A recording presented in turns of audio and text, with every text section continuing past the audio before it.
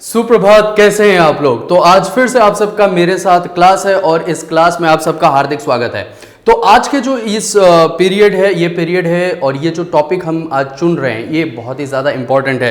तो पिछली क्लास में हम लोगों ने आपके चैप्टर नंबर 2 जो वर्ण और वर्णमाला उसके विषय में हमने कंप्लीट कर लिया था और भी हम लोगों ने कुछ और भी हटके जाना था। वो क्या था? महीनों के नाम और दिनों के नाम। लेकिन आज हम लोग शुरू करेंगे फिर चैप्टर नंबर 3 आपका व्याकरण संबोध से। ठीक है, व्याकरण संबोध से, व्याकरण संबोध। ठीक है, व्याकरण संबोध का कौन सा? Chapter number 3। ठीक है, चैप्टर नंबर 3 क्या है आपके? मात्राएं। क्या है? मात्राएं, जो कि हिंदी सीखने के लिए सबसे ज्यादा इंपॉर्टेंट है। मात्रा। अब आपके जहन में ये सवाल आएगा कि ये मात्रा क्या चीज होती है। ठीक है, तो मैं आपको बता देता हूं कि किसी भी वर्ण के साथ जब हम कोई शब्द बनाते हैं तो किसी भी वर्ण के साथ जो लगने वाली मात्रा होती है, जो आकार या छोटी की मात्रा होती है, उसी को क्या कहते हैं? मात्रा। यानी कि किसी भी वर्ण को, किसी भी शब्द को पूरा लिखने के लिए हम कभी भी पूरा स्वर वर्ण का प्रयोग नहीं करते हैं। किसी व्यंजन वर्ण के साथ हम उसका प्रयोग नहीं करते, पूरा वर्ण का प्रयोग नहीं करते। हम लोग क्या करते हैं? उसका मात्रा का प्रयोग करते हैं। तो आज हम लोग जानेंगे कि मात्रा क्या होती है। ठीक है, तो सबसे इंपॉर्टेंट बात, आपने कई बार सुना होगा काला। अगर हम बात करते हैं, एक शब्द ले लिया हमने, क्या? काला। क में आ की मात्रा, ल में आ की मात्रा, या फिर माला। ठीक है, दो ही शब्द हम ले रहे हैं, काला और माला। तो काला कैसे प्रोनाउंस करेंगे हम इसको? क में आ की मात्रा, है ना। आ क्या है? आ एक स्वर वर्ण है, लेकिन पूरा स्वर वर्ण का प्रयोग हम यहां पे नहीं कर रहे हैं। यहां पे क्या कर रहे हैं? हम उसका मात्रा का प्रयोग कर रहे हैं। ठीक है, ये क में आ की मात्रा और ल में आ की मात्रा, तो क्या हो गया? काला। माला जब अगर हम बोलते हैं तो माला कैसे लिखेंगे? म में आ की मात्रा और ल में आ की मात्रा। ठीक है, अब हम आपको बताएंगे कि कितने तरह की कौन कौन से मात्राएं हैं। स्वर वर्ण में जितनी मात्राएं हैं उनको हम अभी पहले तो सीखेंगे। ठीक है, तो कौन कौन सी मात्रा है? इधर देखिए, हम लोग के कितने स्वर वर्ण हैं? 11 स्वर वर्ण हैं। कौन से? अ, आ, छोटी ई, बड़ी ई, छोटा ऊ, बड़ा ऊ, है ना, री, ए, ठीक है, ओ, औ, है ना। तो कितने हो गए? 1 2 3 4 5 6 7 8 9 10 11। अब इन सारे जो वर्ण हैं, इन सभी के एक एक मात्रा है, जो कि जानना आपके लिए बहुत ही ज्यादा जरूरी है। अब अ की कोई मात्रा नहीं होती है। ठीक है, किसी भी व्यंजन वर्ण को अगर आप उठा लें, किसी भी व्यंजन वर्ण को अगर उठा लें तो उसको आप देख सकते हैं कि उसके साथ अ जुड़ता है। जैसे कि क। ठीक है, क लिख लिए तो क कैसे बन रहा है? क हलंत प्लस अ मिलके क्या बन रहा है? क। ठीक है, अब मान लीजिए आप ग पकड़ लीजिए तो ग हलंत प्लस अ मिलके क्या बन रहा है? ग। ठीक है, लेकिन अगर हम बोलेंगे गा तो उसमें क्या की मात्रा आएगा? उसमें आ की मात्रा आएगा। ठीक है, अब थोड़ा सा ध्यान दीजिए इसमें, यह कंसेप्ट आपको बहुत इजीली क्लियर हो सकता है अगर आप थोड़ा सा ध्यान देंगे। तो यहां पे हम आपको दिखाएंगे कि किस किस मात्रा का हम लोग किस तरीके से प्रयोग करते हैं। तो ये क्या हो गया? आ की मात्रा। अब हम लोग आ की मात्रा लिखने के लिए पूरा आ नहीं लिखते, हम लोग क्या करते हैं? ऐसा करके एक सिंबल देते हैं। क्या देते हैं? एक सिंबल। ये सिंबल क्या है? ये इसको सिंबल हिंदी में नहीं कहेंगे, इसको हिंदी में कहेंगे मात्रा। तो ये क्या हो गया? आ की मात्रा। अब आपको बोला जाए गा लिखो तो क्या होगा? आगे में ग लिखेंगे और बाद में ये मात्रा लगा देंगे तो क्या बन जाएगा? गा। आपको बोला पा लिखो तो प लिख देंगे और उसके बाद एक आ की मात्रा लगा देंगे तो क्या बन जाएगा? पा। ठीक है, उसी तरीके से अब क्या होगा? छोटी ई। ये कौन सा क्या है? ये कौन सा वर्ण है? छोटी ई। अब छोटी ई को कैसे बोला जाता है? छोटी ई की मात्रा कैसे लगाया जाता है? अब देखिए, अगर किसी भी वर्ण के बाईं ओर से, बाईं ओर मतलब लेफ्ट साइड से अगर उठ के ऐसा करके लगा है तो ये क्या है? ये है छोटी ई की मात्रा। ठीक है, ठीक है। फॉर एग्जाम्पल आपको मैं देता हूं एक कोई भी एक शब्द दे देता हूं, जैसे कि मान लीजिए जिंदगी। फॉर एग्जाम्पल एक शब्द आपको दे दिया मैंने, जिंदगी। ठीक है, जिंदगी। तो इसमें कौन सा मात्रा का प्रयोग हो रहा है? इधर छोटी की मात्रा। क्यों? क्योंकि ये ज के लेफ्ट साइड से यानी कि बाईं ओर से जाके ये ज के ऊपर में पहुंचा है। और ठीक उसी तरीके से अगर हम देखें कि बड़ी ई, तो बड़ी ई की मात्रा क्या होगा? ठीक उसके ऑपोजिट, यानी कि राइट साइड से उठ के वो क्या होगा? वो जाके यहां पे आपके ऊपर आएगा। जैसे कि ग के पीछे में देखिए राइट साइड से आके ग के ऊपर में लगा है, तो ये क्या है? ये है बड़ी ई की मात्रा। तो आपको समझ में आ गया छोटी ई और बड़ी ई के में थोड़ी सी कॉन्सेप्ट आप क्लियर कर लीजिए। छोटी ई क्या होता है? किसी भी वर्ण के लेफ्ट साइड से अगर उठ के वो राइट साइड में जाके खत्म होता है तो वो है छोटी ई। और अगर किसी भी वर्ण के राइट साइड से उठ के लेफ्ट में आके खत्म होता है तो वो क्या है? वो है बड़ी ई। अब देखिए छोटा ऊ। छोटा ऊ का क्या हम लोग मात्रा कैसे देते हैं? छोटा ऊ मैंने जैसे कि आपको यहां पे देखिए, यहां पे डेट लिखा है ना 07, तो 7 और छोटा ऊ की मात्रा दोनों सेम देखने में है। ठीक है, तो इसमें ज्यादा कंफ्यूजन का कोई बात नहीं है। यानी कि ऐसा करके अगर राइट से होके लेफ्ट में आ रहा है तो ये क्या है? छोटा ऊ। और बड़ा ऊ कैसे लिखेंगे हम लोग? ये है आपका बड़ा ऊ, यानी कि यहां से लेके लेफ्ट से होके राइट में जाके आपका खत्म हो रहा है, ये क्या हो जाएगा? आपका बड़ा ऊ। ठीक है, उसके बाद देखिए री की मात्रा। री कैसा आता है? ये सिंपल एकदम नीचे में छोटा सा ये आ जाएगा री की मात्रा। उसके बाद आएगा ए की मात्रा। ए की मात्रा कैसे है? ये ऊपर में एक ऐसा डंडे से बना देने से क्या हो जाएगा? वो ए की मात्रा। उसके बाद आपका ये हो गया आपका ए की मात्रा। अब हम दिखाएंगे आपको ऐ की मात्रा। एक डंडा पे क्या हो रहा है? एक डंडे पे ए की मात्रा, और डबल डंडा अगर सर के ऊपर हो गया तो क्या हो जाएगा? वो हो जाएगा ऐ की मात्रा। ठीक है, अब नेक्स्ट देखिए यहां पे ओ की मात्रा है ना। ओ की मात्रा कैसे हो जाएगा? एक डंडी और ऊपर में एक डंडी, तो क्या हो जाएगा?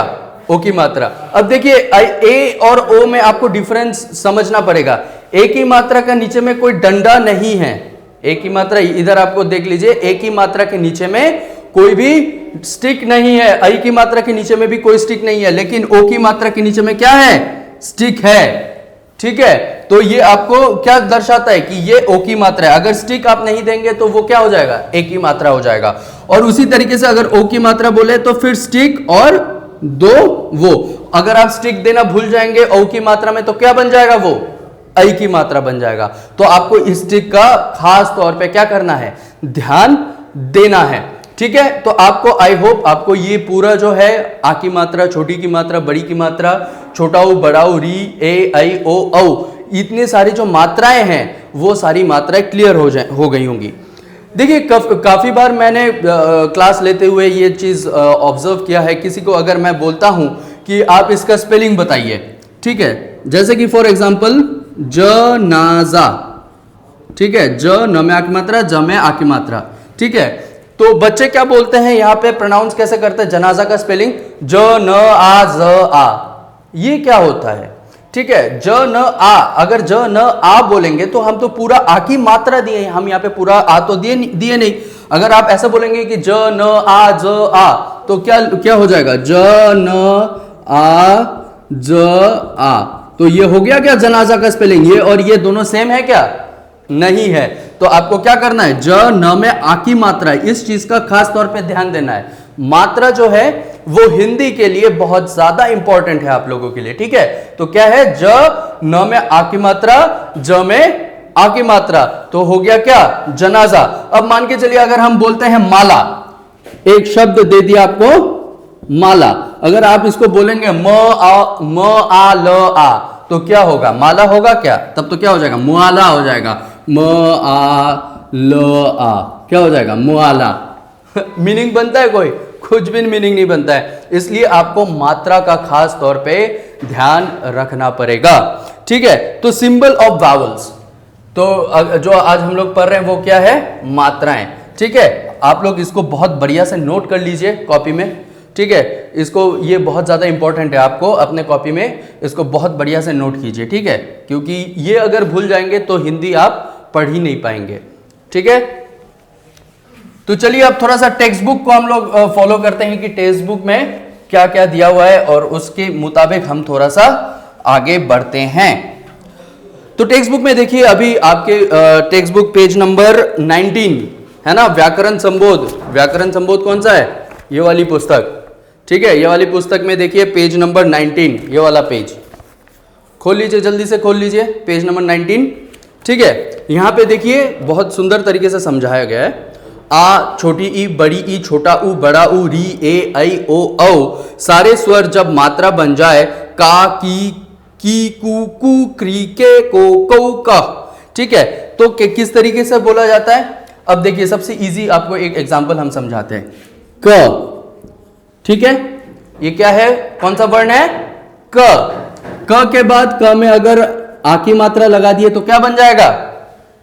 का। क में आ की मात्रा लगा दिए तो का। क में छोटी की मात्रा लगा दिए तो की, ठीक है। क में बड़ी की मात्रा लगा दिए तो की। देखिए दोनों में आपको प्रोनाउंसिएशन में भी डिफरेंस आपको दिखाना बहुत जरूरी है। दोनों जो है, दोनों में थोड़ा सा डिफरेंस। ये क्या है? छोटी है, तो छोटी का क्या होता है? हम लोग के घर में जो छोटा होता है उसका कोई नहीं सुनता ना, क्यों? क्योंकि वो छोटे होते हैं, उनकी आवाज को बड़े लोग क्या करते हैं? दबा देते हैं। तो हम लोग छोटे को कैसे प्रोनाउंस करेंगे? धीरे से प्रोनाउंस करेंगे, ठीक है। तो धीरे से किस तरीके से प्रोनाउंस करेंगे? की। और ये जो बड़ी की मात्रा है उसको कैसे प्रोनाउंस करेंगे? की, है ना, की। फिर उसके बाद आता है कू। क में छोटा की मात्रा अगर लगा दिए तो क्या होगा? कू, छोटा है, ठीक है, तो इसलिए कैसे प्रोनाउंस करना है? छोटे से, कू। और अगर क में बड़ाऊ की मात्रा लगा दिए तो क्या हो जाएगा? कू, ठीक है। क में बड़ाऊ की मात्रा अगर लगा दिए तो बन जाएगा कू। उसके बाद देखिए क रिफला। क में री की मात्रा या रिफला, री की मात्रा नहीं बोला जाता है, क रिफला बोला जाता है, ठीक है। क रिफला क्री, क्या हो गया? क्री। अब मेरे साथ बोलने की कोशिश कीजिए, क्री, क्री, है ना। कृपा, कृपा बोलते हैं ना हम लोग, कृपा शब्द, तो क्री, ठीक है। फिर क में एक ही मात्रा, क में एक ही मात्रा हो जाएगा तो क्या हो जाएगा? के। क में एक ही मात्रा बन जाएंगे तो के। फिर क में ऐ की मात्रा बन जाएंगे तो कई, है ना। जैसे कि मैंने आपको पिछला उसमें दिखाया था ना कि एक ही मात्रा और ऐ की मात्रा के नीचे में कोई भी सिंबल नहीं होता है, मतलब कोई भी डंडा नहीं होता है। तो देखिए ये क लिखा, उसके सीधे ऊपर हम लोग क्या किया? एक ही मात्रा दे दिए। क लिखे, उसके सीधे ऊपर क्या किया? दो ठो डंडी दे दिया और ऐ की मात्रा हो गया। लेकिन अब ओ की मात्रा के लिए क्या जरूरी है? डंडा जरूरी है। तो को कैसे लिखेंगे? क, एक डंडा, फिर ओ की मात्रा, ठीक है। तो ये क्या हो गया? को। क में ओ की मात्रा, को।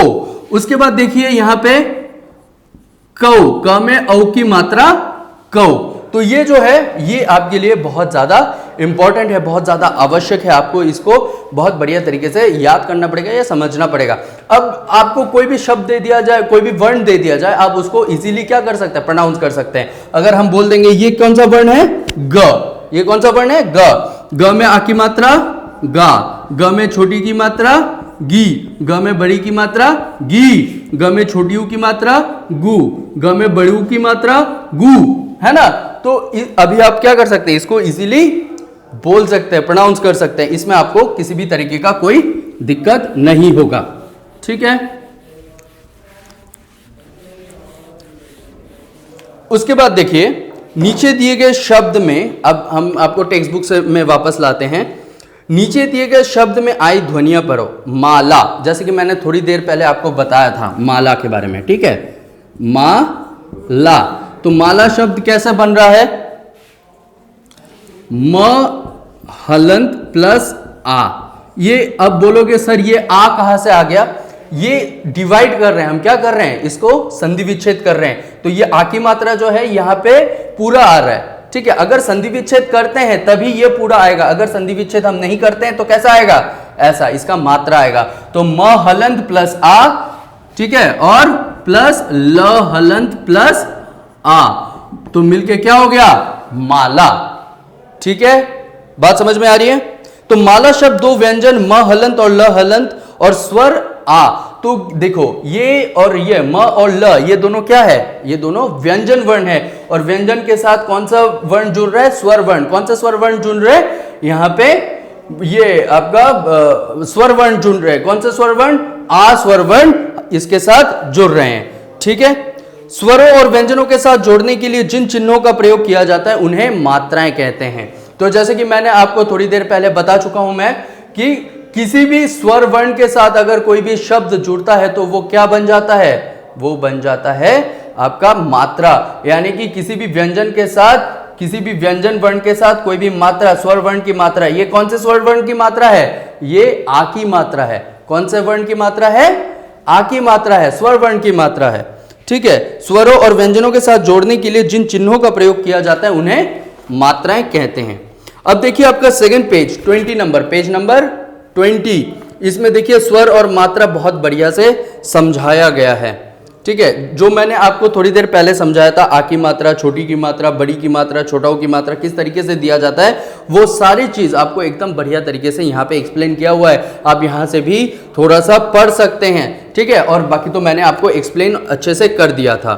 ठीक है, अब देखिए र में और उ में, उ बड़ा उ की मात्रा, र में और छोटा उ, र में छोटा उ और बड़ा उ की मात्रा है, र हलंत के नीचे नहीं लगती, ये र के बीच में लगती है।